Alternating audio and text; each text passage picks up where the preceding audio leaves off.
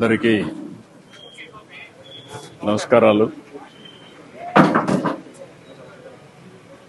ఈరోజు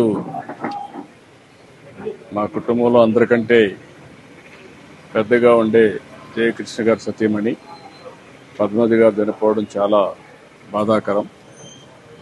ఇది కుటుంబానికే చాలా తీరని లోటు.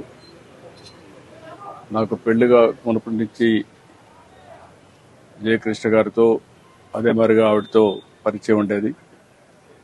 మా పెళ్లి విషయంలో కూడా వీరే పెద్దగా ఉండి కూడా అన్నీ చూసుకున్నారు. ఇంట్లో కూడా అందరూ యంగ్స్టర్స్గా ఉంటే మా అత్తగారి తర్వాత ఆవిడే పెద్దరికం చేస్తూ అందరినీ ఏ విధంగా అన్ని విషయాలు చూసుకోవాలని చూసుకుంటూ వచ్చారు.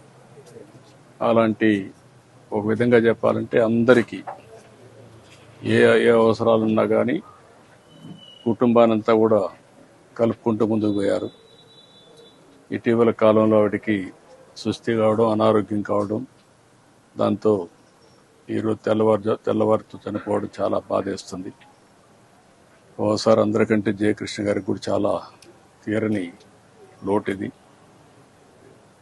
ఓసారి ఈ వయసులో ఇలాంటి రావడం చాలా బాధేస్తుంది. కానీ విధి.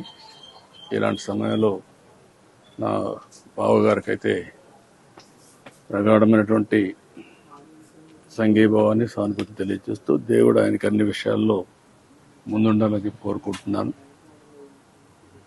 నాకు ఈ కుటుంబంతో పరిచయం అయింది మొట్టమొదటిసారిగా ఈయన నాకు పరిచయం అయింది ఒక సినిమా ఎగ్జిబిటర్గా. నేను అప్పుడు సినిమాటోగ్రఫీ మినిస్టర్గా ఉంటే ఫస్ట్ టైం నా దగ్గరికి వచ్చేవారు. అక్కడి నుంచి పరిచయం, తర్వాత మా నాయకుడు అయినటువంటి మామగారు అయినటువంటి రమారావు గారిని కలవడం, అవన్నీ జరిగాయి. ఈయనే అన్ని విషయాల్లో ముందున్నారో చూశారు.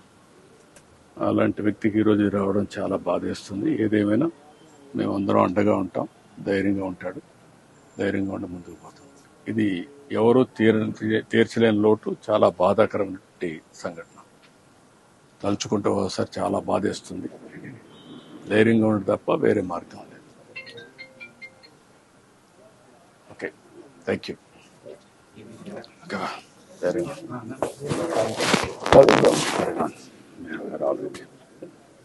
ముందు మీ ఆరోగ్యం ముఖ్యం.